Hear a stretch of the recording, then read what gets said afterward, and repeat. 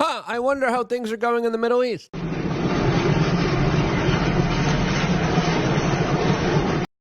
Yep.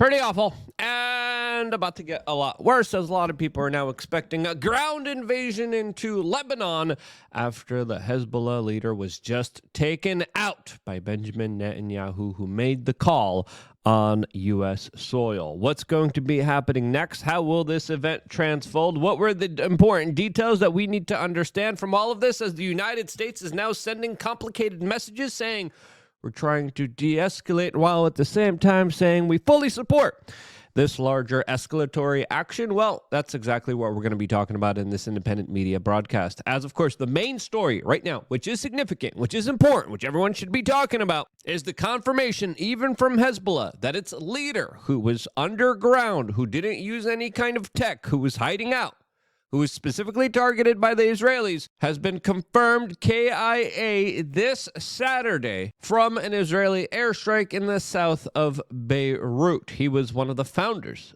of Hezbollah and was known for making that terrorist organization a dominant political and military figure in the region for over 30 plus years, as the Israelis have been trying to take him out for a very long time. And this is the biggest development when it comes to the situation in Lebanon in a very long time. Something that will significantly escalate tensions here, as, of course, Hezbollah has been very close to Iran. As now, there's also 3 military targets that are being attacked simultaneously by the Israelis. Now, why are they doing this? We'll get into that in just a little bit. As the Israeli military said that it carried out a precision airstrike Friday that was confirmed Saturday to take out this key leader of Hezbollah. As the Prime Minister of Israel announced that he, quote, wasn't a terrorist, he was the terrorist. As the Lebanese health minister also reports 6 casualties, 91 injuries in this particular strike that levied 6 apartment buildings, as other commanders have been also reported to have been taken out. As the body of this man was found, and now signals a larger escalation in the bigger conflict here that has been going on ever since October 8th, when, of course, Hezbollah started to fire rockets from the south of Lebanon into Israel in support of the Palestinians. Now, the Israeli authorities have made many pleas telling them to stop. A lot of these rockets have been absolutely unsuccessful because of the Iron Dome that U.S. tax dollars pay for. This, as it's fair to say, the escalations have been going on since almost last year, as the Israelis have been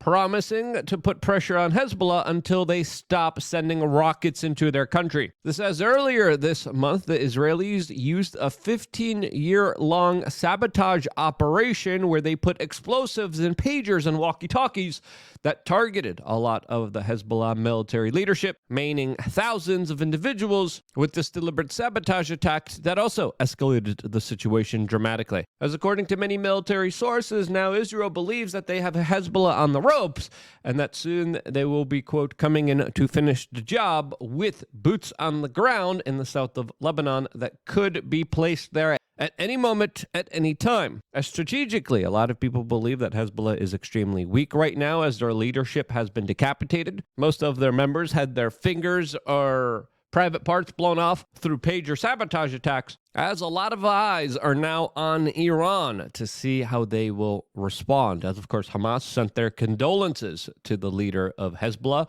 as the Iranian supreme leader just announced 5 days of public mourning in response to this targeted assassination. People are taken to the streets of Tehran in order to protest this larger move, as a lot of people are also pointing the finger at the United States for allegedly supplying a 1,000-pound bunker buster missile that was used for this targeted political assassination. This, as Israel, with the direct support of the United States, has highlighted conventional military superiority in the region, as the United States has not only sent a significant portion of their aircraft carriers into the region, but also a lot of U.S. military soldiers that now are being added to the already 40,000 alleged U.S. soldiers in the region. This, as the United States has also just supplied Israel with more military aid in the tune of billions of dollars, while at the same time keeping their borders wide open, allowing anyone and everyone to walk in. This, as there's also a lot of news reports of advanced U.S. military equipment going missing, a lot of advanced U.S. military tech and advancements just being sold off to foreign countries. This says the situation is only going to get that much worse, as Iran now is warning that this larger escalation, quote, will not go unavenged. Now, Iran predominantly has been showing a lot of bark, but not bite, geopolitically, especially with their foreign policy here, showing a lot of restraint, as they previously have announced that they will be responding and retaliating to Israel, which they never really did. Their previous major retaliatory event was them literally launching rockets and drones into the air for multiple hours for U.S. air defenses to shoot down very conveniently. This, as we're also learning about the Iranian supreme leader now taken to a secure location, as people in Iran believe that he will be the next potential target of the Israelis that might want to assassinate and take him out. This, as everyone is now looking at what will happen next from this, as it's clear this escalation will lead to more escalations, more conflict, more fighting, more people displaced, as there is a larger possibility that there will be soon boots on the ground and a larger invasion by Israel into the south of Lebanon. This, as the Israeli military has been preparing for this exact moment for a very long time, ever since the 2006 conflict, and has been staging in the north of Israel. This, as their previous adventure into that territory in 2006 showed that they weren't really prepared for this, as a lot of their troops were bogged down with close quarter clashes with Hezbollah fighters, as the previous conflict lasted 34 days and saw 121 Israeli casualties. As the larger assessment from this was that the Israelis were not prepared for a comprehensive ground operation, which now they allegedly have been preparing for and soon will be carrying out once again. Now, how will this potential ground invasion look like? Well, time will only tell, as NPR is reporting that they are now preparing for this larger military offensive that, of course, everyone will be paying close attention to, as already close to 1 million people have been displaced because of these larger attacks that have been happening between Hezbollah and Israel, as the Lebanese prime minister is announcing that they are experiencing the largest wave of displacement in its history. This, as a lot of people expect this conflict to, of course, grow and expand in the region, as Haaretz even has a very interesting opinion article that's describing a situation where Israel is, quote, deliberately provoking an escalation that might drag the United States into a conflict. As in the making of this video, we are getting new reports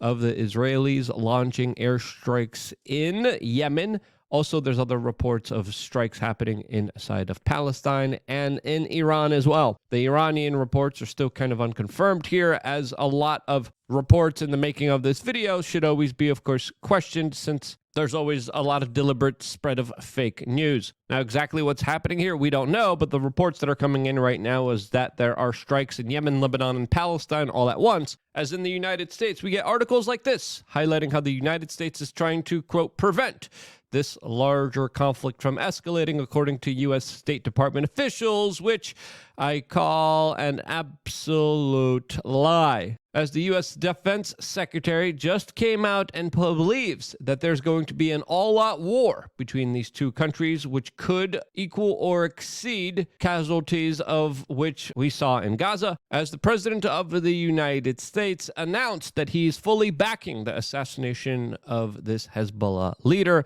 hailing this as, quote, justice served, as the White House has officially put out a statement saying that, of course, they supported this larger military escalation, while at the same time they're saying that they're trying to de-escalate the situation. This, as the United States just sent another $8 billion to Ukraine, and on the same day, another $8.7 billion to Israel. U.S. taxpayers that, according to former U.S. Congressmember Ron Paul, are just an afterthought in all of this, as they're paying for the larger financing and escalatory wars in this world. As Ron Paul said, quote, while American society descends further and further into economic and moral calamity, those who work hard are forced to watch their earnings literally go up in smoke. As again and again, we keep getting mixed messages from the United States as they also just officially released another statement saying that an all-out war is not the way to return the people to home in the north of Israel, as a lot of Israelis also have been displaced because of the Hezbollah bombs that have been thrown their way. As we're seeing what we usually see from the United States, very kind of mixed messaging here about this entire matter. Where do they really stand? Do they want to de-escalate things? Are they okay with it? Do they want it to escalate? We're giving more money to this entire situation here, which of course is incentivizing these actions, which will pay for more rockets, which will pay for more missiles, which will continue this conflict further on.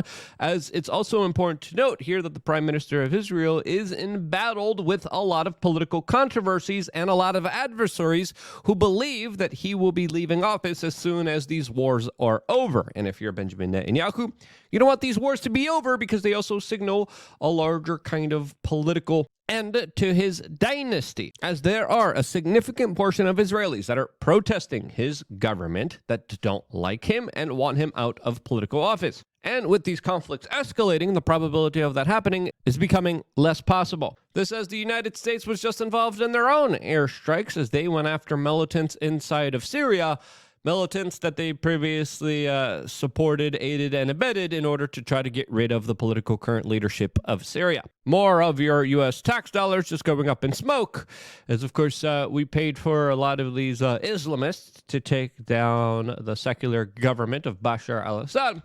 And now we are literally spending more of your money taking them out after we previously supported them. Now, it's clear the situation in the Middle East is very tumultuous, and no matter what the United States says here, there is a concerted effort by a lot of neoconservative warmongers that want to see these wars escalate, that want a war with specifically Iran. And we have documented, especially the summer of this year, larger kind of escalatory kind of propaganda efforts that are being just put in a little bit here, a little bit there, trying to connect them somehow with the attempted taking of Donald Trump's life, as there's even small hints by the corporate media, and especially by the letter left by the second lunatic, that there is some kind of weird potential Iranian connection here, that the corporate media that takes their orders from the military-industrial complex has been kind of pushing to the forefront of all this. We saw Donald Trump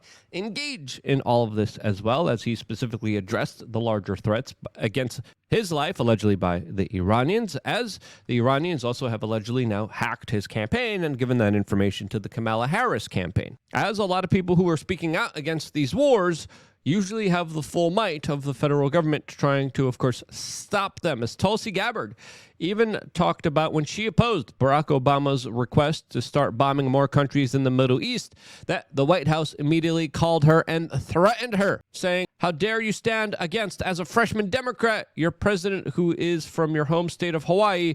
They didn't care about the substance. This as there's also another situation unfolding here, as there's a likely possibility that the Russians could arm the Iranians with nuclear weapons, especially with how geopolitically opposed the United States is, as we are also involved in a proxy war that the Russians could escalate at any time by just saying, hey, we got a whole bunch of nuclear weapons. We're just going to give the Iranians some. We're just going to give the North Koreans some. And we're going to create a more difficult situation for the United States.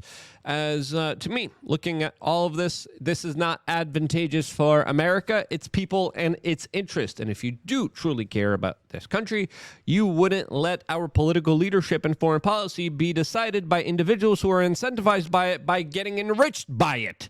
These are the same people who are selling the weapons that are deciding how we are going to be using these weapons. As of course, they have a conflict of interest here, as there should be a larger kind of discernment. There should be a larger assessment. We should be taking a step back and saying, why are we doing this? Why are we sending more money? Why are we continuing these escalations?